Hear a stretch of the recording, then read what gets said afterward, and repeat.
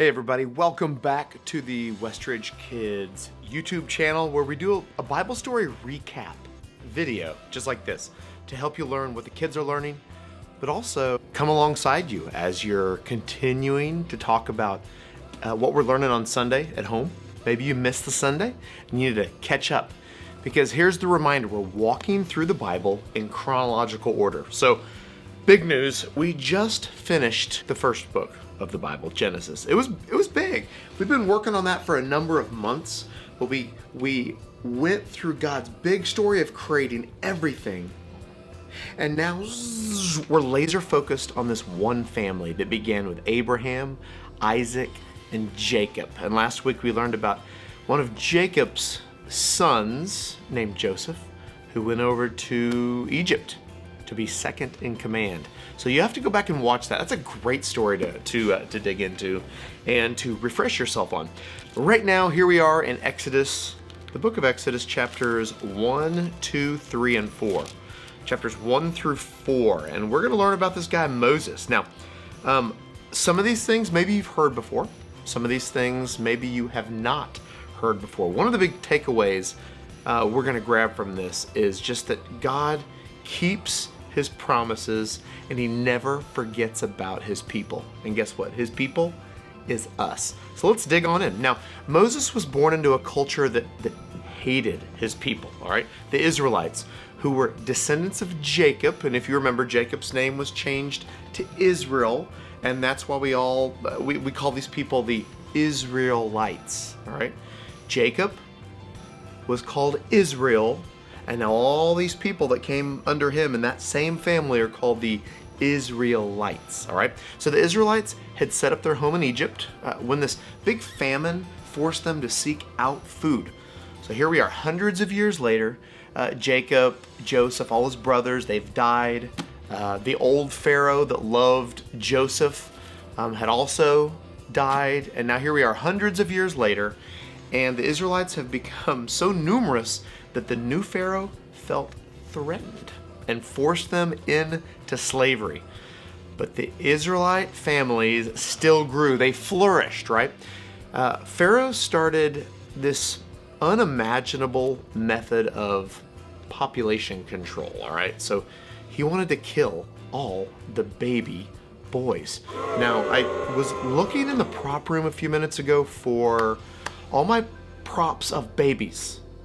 I couldn't find anything, but I could find this little weird looking rubber baby.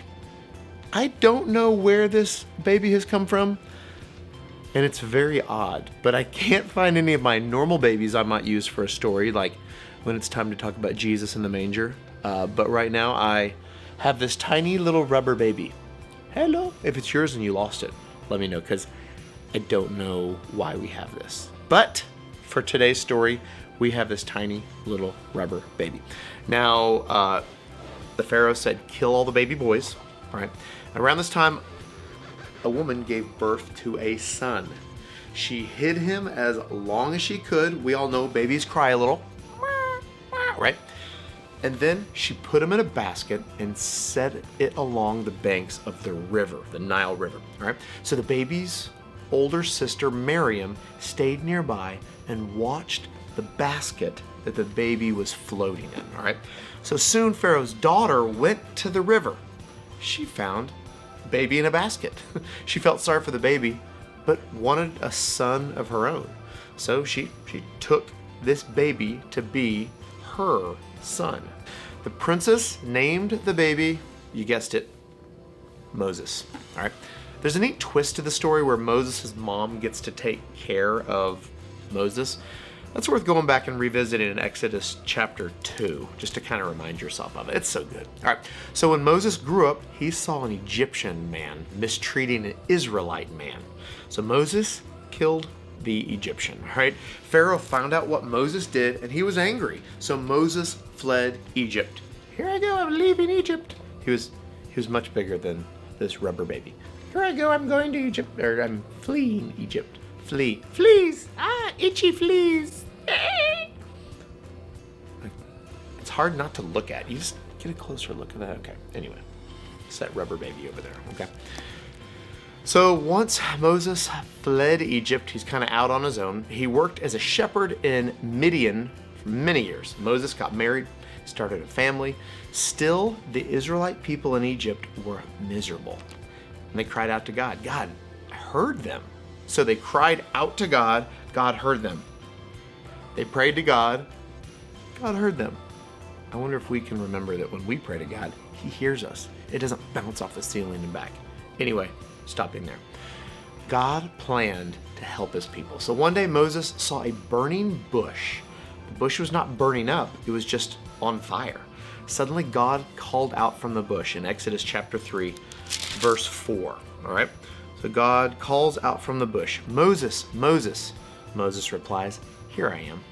God told Moses to take off his sandals because Moses was standing on holy ground. Then God said, Exodus chapter 3, verse 7 and 8, I have seen how my people are suffering. I want you to lead them out of Egypt to a good land I have for them, to a promised land, a land I have promised them, a land as the Bible describes as flowing with milk and honey. Moses wondered if the Israelites even remembered God. What if they ask for your name? What should I tell them? And in Exodus chapter 3, verse 14, God said this, I am who I am. Tell them I am has sent me. Now that phrase I am shows up so many other times in the Bible, even in the New Testament when Jesus uses it, but it's so good. Remember this stuff because as we continue on through the Bible, some of these things are going to pop up again. It's like God has this whole thing planned out. I think He does.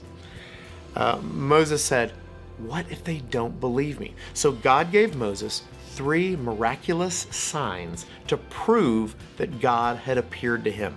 So first, Moses, a lot of times shepherds have staffs, and I couldn't find a staff. So I found a hockey stick. Yep. Moses' staff would turn into a big scary snake. The size is off a little bit.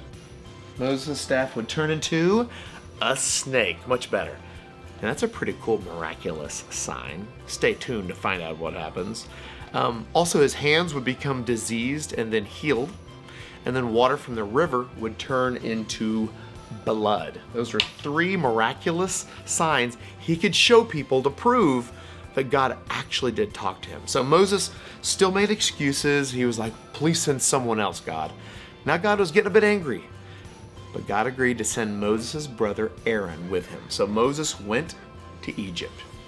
You know, the story of Moses, it's a clear picture of God's sovereignty.